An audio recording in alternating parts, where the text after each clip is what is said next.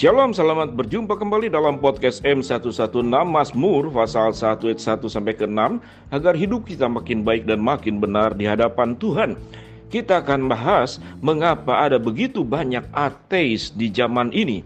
Sebelum kita dapat membahas ateisme, kita perlu menguraikan definisi terlebih dahulu. Menurut situs web ateisme yang resmi, ateisme bukan penolakan dan penyangkalan Allah, ialah kurang kepercayaannya pada Allah.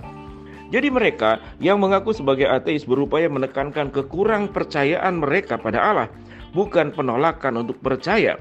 Mereka beranggapan bahwa ateisme lebih unggul secara intelektual daripada beriman pada Allah. Akan tetapi definisi ini pun berbentrokan dengan sudut pandang Alkitab yang menyatakan orang bebal berkata dalam hatinya tidak ada Allah.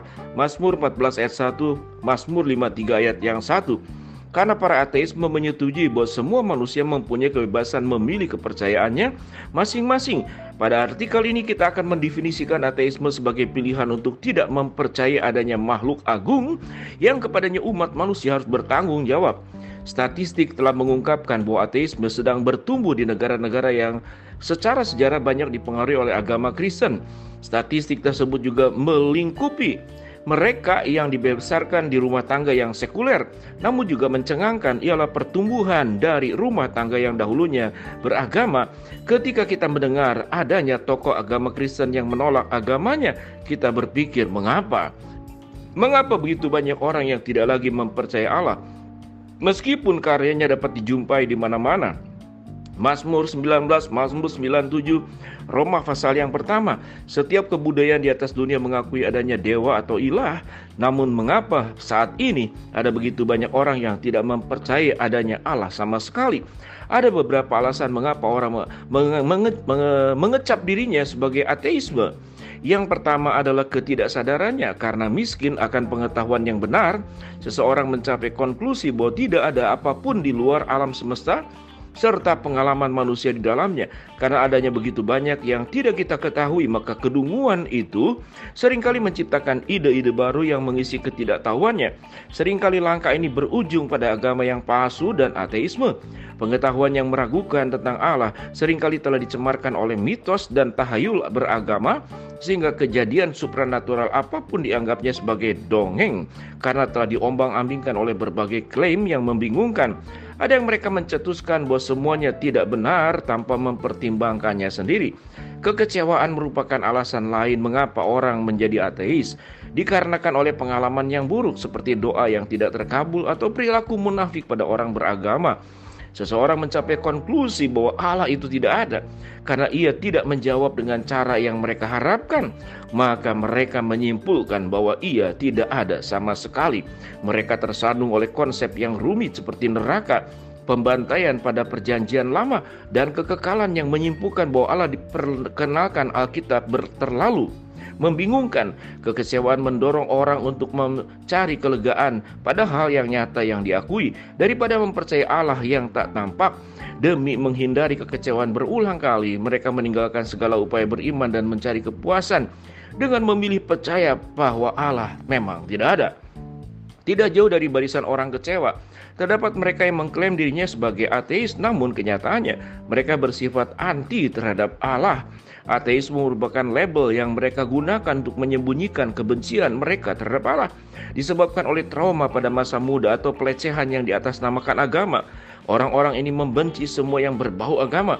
Satu-satunya cara mereka dapat melawan Allah yang mereka anggap kejam adalah dengan mati-matian menolaknya. Peristiwa di masa lampau mereka telah meninggalkan bekas luka yang dalam, sehingga adalah lebih mudah menyangkal keberadaan Allah daripada mengaku bahwa mereka sebetulnya membencinya.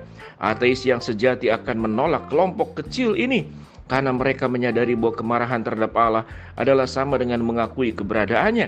Namun faktanya banyak sekali orang yang mengklaim diri sebagai ateis sambil mengutarakan hujatan mereka pada Allah yang tidak mereka percaya ada.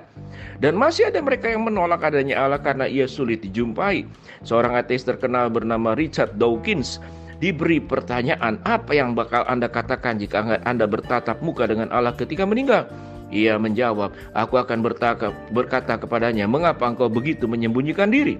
Ada mereka yang tidak senang dengan fakta bahwa Allah adalah roh, tak nampak, dan hanya dapat ditemukan melalui iman. Ibrani 11 ayat 6, Yeremia 29 ayat 13. Mereka berpendapat bahwa Sang Pencipta alam semesta berhutang pembuktian diri pada mereka selain daripada apa yang telah Ia nyatakan. Mazmur 19 ayat 1, 102 ayat 25, Roma 1 ayat ke-20.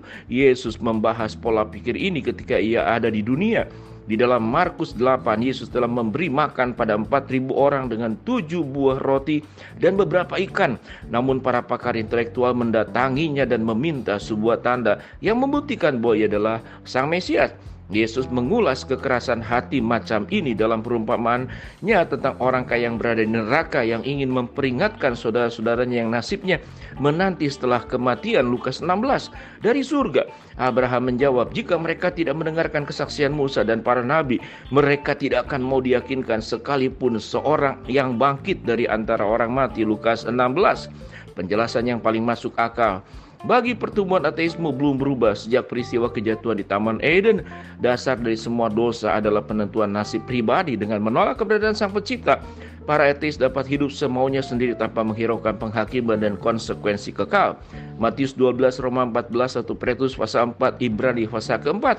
Di abad ke-21 ini, penyembahan diri sendiri telah menjadi kebiasaan ateisme menarik bagi mereka yang dibesarkan menurut teori evolusi relativisme moralitas. Yohanes 3:19 menyatakan, terang yang datang ke dalam dunia, tetapi manusia menyukai kegelapan daripada terang, sebab perbuatan-perbuatan mereka jahat.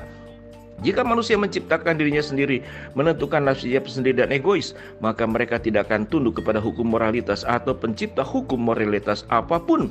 Tidak ada yang mutlak dalam anggapan mereka, sehingga mereka tidak perlu bertanggung jawab pada siapapun juga. Dalam pola pikir tersebut, para ateis dapat memaksimalkan kesenangan mereka pada kehidupan ini saja. Shalom, salam podcast M116.